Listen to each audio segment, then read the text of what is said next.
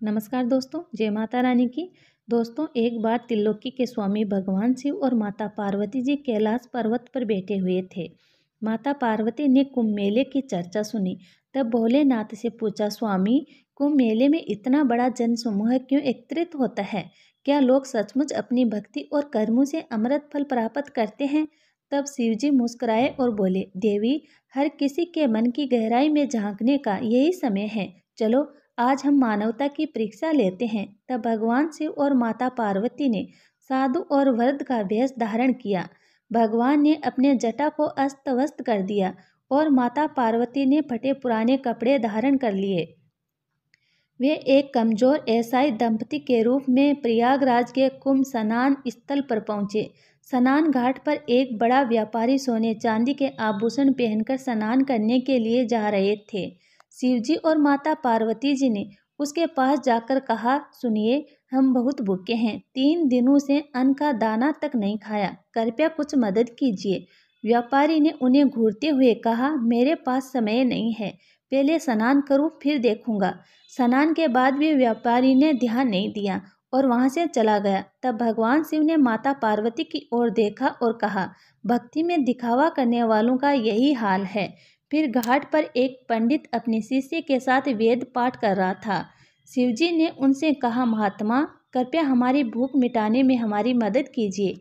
पंडित ने हंसते हुए कहा, मैं यहाँ पर केवल धर्म प्रचार के लिए आया हूँ, मदद के लिए नहीं। शिष्य ने भी अपने गुरु की नकल करते हुए उन्हें अनदेखा कर दिया।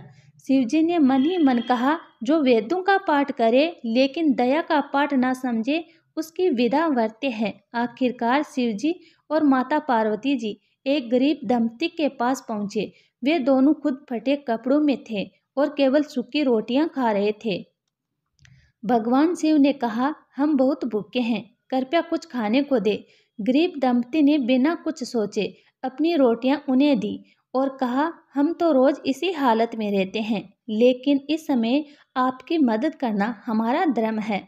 पार्वती जी ने दंपति से पूछा, तुम्हारे पास तो खुद के पास भी कुछ भी नहीं है, फिर भी तुमने हमारी सहायता क्यों की? दंपति ने कहा, हे माता, अगर हमारी छोटी मदद से आपका जीवन बच सके तो ये तो हमारा पुण्य है। फिर भगवान शिव और माता पार्वती अपने असली रूप में प्रकट हो गए।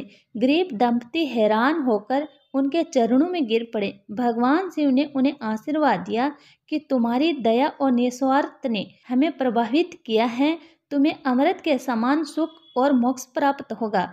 फिर भगवान शिव ने स्नान घाट की ओर देखा और गंभीर स्वर में कहा, सच्चा कुंभ स्नान वही है जहाँ मनुष्य अपने भीतर की करुणा और दया को जागृत करे। बिना दया और सच्चे कर्म के अमृत भी व्यर्थ है। तो कुंभ स्नान केवल एक परंपरा ही नहीं, बल्कि ये आत्मा की शुद्धि और परोपकार का प्रतीक है। भगवान शिव और माता पार्वती ने ये कथा हमें ये सिखाने के लिए रची कि सच्ची भक्ति दूसरों की सेवा में है।